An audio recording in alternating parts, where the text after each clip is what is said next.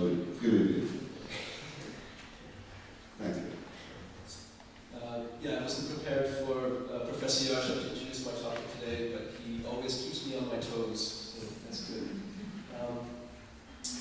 I wanted today to talk about representations in the United States in Czech magazine Díkobraz, Porcupine, this is the original logo for it, by Ondřej Sekora, by the way. It was founded in 1945, as your sheet will tell you about it, as a weekly humor magazine. There was a big push in 1945 after the war to start new magazines, and this was one of them. Czechs pride themselves in a sense of humor, and I think rightly so. I think Czechs have a very good, healthy, black sense of humor. I'll give you an example.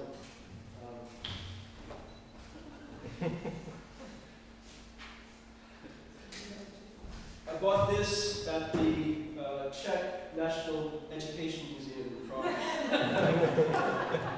It's got a picture of Comenius on it. It's funny, right? It's funny until my first student gets a taste of it. And then it's funny no longer after that. Except to me, perhaps. But this is a good example of how, humor is or I should say, more specifically, a joke is a speech act, which is an aggressive speech act. It can be passively aggressive or actively aggressive. And as most of you know, I think most people here have read Kruger's novel, The Joke, Gert. A little joke can have tremendous repercussions. So founding a humor magazine can get people into trouble, and it did. What's interesting is, as Professor Yashka explains, to follow this magazine over the years. It had almost a 50-year run as weekly, and it's a tremendous amount of material. There's one monograph on it to be published. In fact, I have the slide. Actually, before I start, why this magazine Díkobraz? Because about 15 years ago, a student came up to me and said, "Mr. Sweney, if you really want to understand Czech culture, you have to read this magazine." I've got more props here.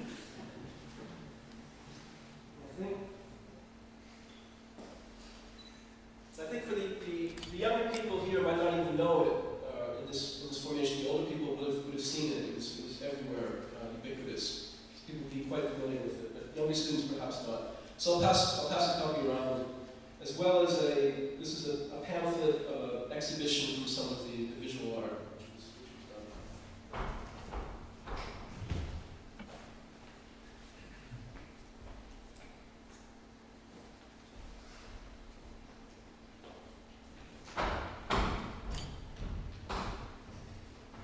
Díkobraz means porcupine. You have on your handout definition of it, or where the etymology, where it comes from.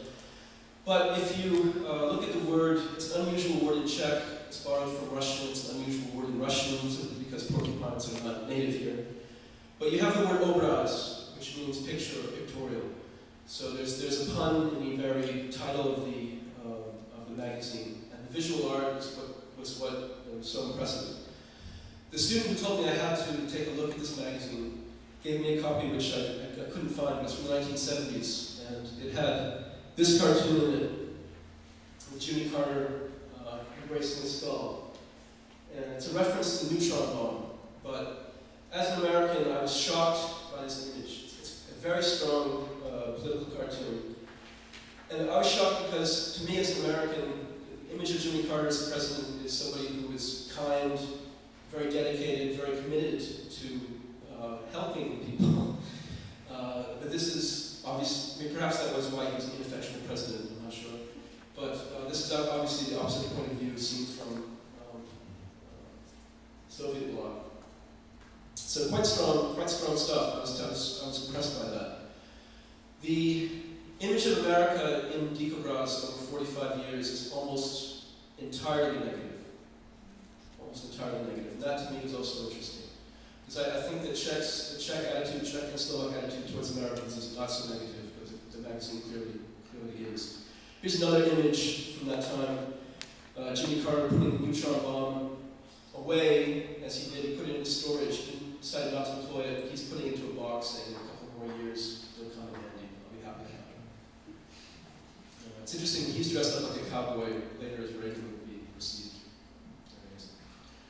This is the image from the 1950s.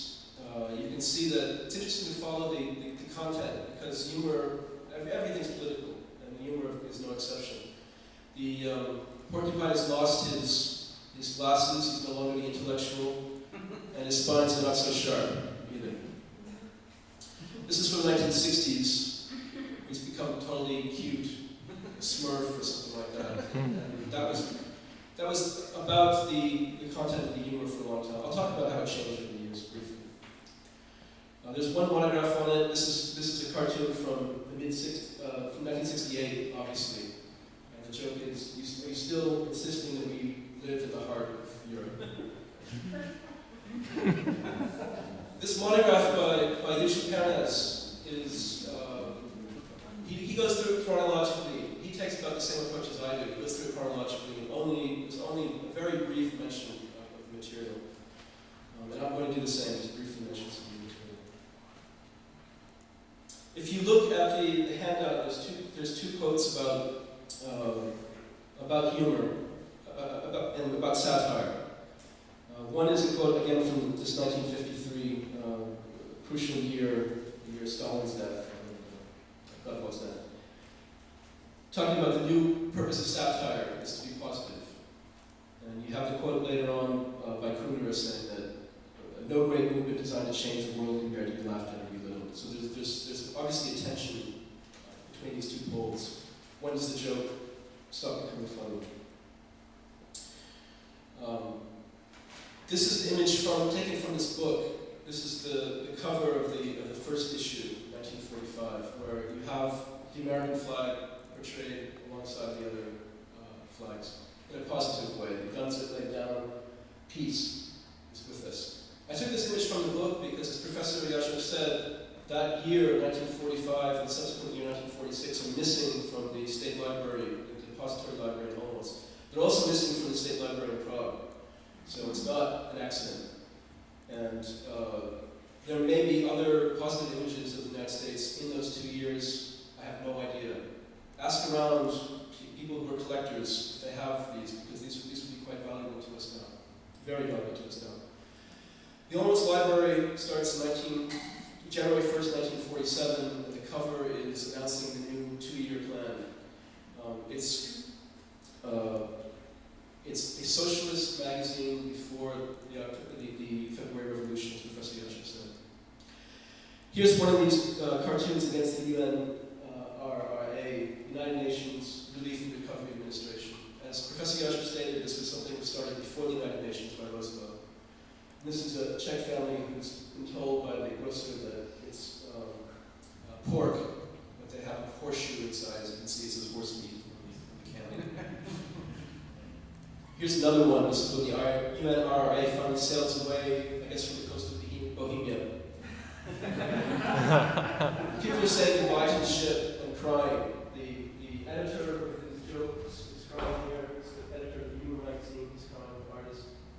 The girl is crying. You can't see it, but she's holding up a can of grapefruit, which is not a traditional Czech food either. So this is some of the humor about these handouts. But I was also fairly shocked by this too, because the United States invested into Czechoslovakia alone $261 million in the 1940s in relief, mostly in half that in food. And for those Americans in the audience, I know Dave, Brad, I don't know if you've got government cheese in the 1970s. We made jokes about that too. It came in 2 flavors, yellow and orange, in 5 and 10 pound blocks. We made jokes about it, but we ate it. So we were grateful to get it. So I was fairly shocked by that. Also, I don't know if you can read it, but there's a joke down here, directly below. I'll translate it loosely because it has to be the Czech context. But loosely it says, why is it in America, in the Bethlehem manger scene, there are only 2 wise men? And the answer is because they're afraid the black guy in the back will get lynched. The third one. That's funny. But it's full of jokes, just like this. Every reference to America is negative. Every single one. And they're savage, hugely savage jokes like this. Here's another one from this period before 1948. It's like America here. Well, you mean the elegance? No, the unemployment. So lots of comments about the unemployment fact in the United States, lots of comments about American workers going on strike and actually working, lots of stories about and comments about racism in the United States too. Overwhelmingly negative. This is from February 1947, the cover. And as you can see, there's no question what the magazine's political bent is. It's clearly on the Soviet side, clearly on the socialist side. This is about the elections, upcoming Czech elections. This is typical of the cartoons of the time again. As Professor Yadra said, you often have the dollar sign next to the swastika. Here you have the United Nations welcoming political refugees. Pretty sad stuff. Here's Uncle Sam feeding Free Europe. As you can see, everyone's in a cage, just getting one fish. This, again, as Professor Yasha mentioned, they pounced this idea of the Iron Curtain very early. This, again, is from 1947. And this is humor, as they say, outside or in front of the Iron Curtain, meaning humor from Western Europe and the United States. Occasionally they would print, well actually quite often they would print cartoons from other magazines and newspapers which would reflect their own political lies. But using the Iron Curtain in a satirical way. Here's another one, Statue of Liberty, fascist salute, right? That's typical of the time. This is a joke which got them in trouble. If you look at the quotation from 1953, it says that the position of satirist or in a socialist society is not only to show a positive picture of a new type of humanity, but also to hammer away at the flaws and inadequacies and unhealthy trends, thus contributing to socialism and communism, to create a new, positive, constructive satire. This is a cartoon that came out in 1950 when the post offices here had, for financial reasons, stopped accepting mail for a period of time. However, the betting office, the Staska, the post office, was still open. They were accepting bets but not accepting mail. So they were critical of that by renaming the post office the betting office. This was supposed to be positive criticism. The post office wasn't working at the time in a socialist society. We need to change this.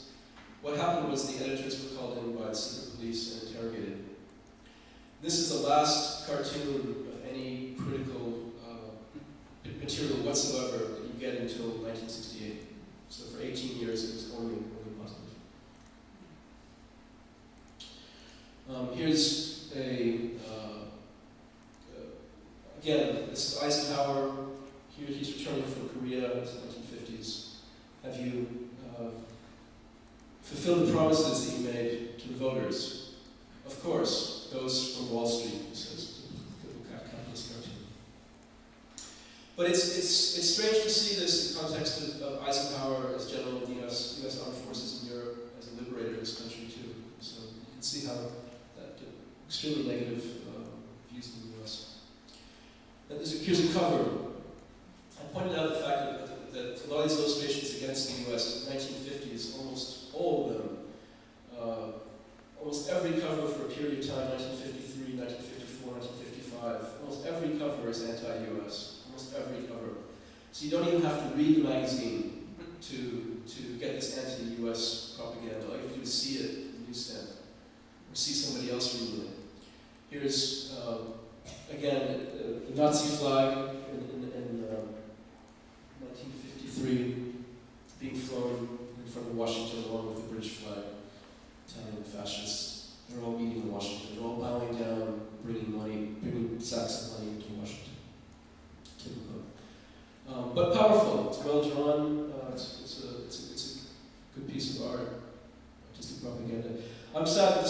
focus, but this is another example of it. This is if John Foster Dulles became head of the United Nations, this is what it would look like. So you here have a dollar sign with, it's a fasces with the axe, finding the axe. So it's clearly a fashion state.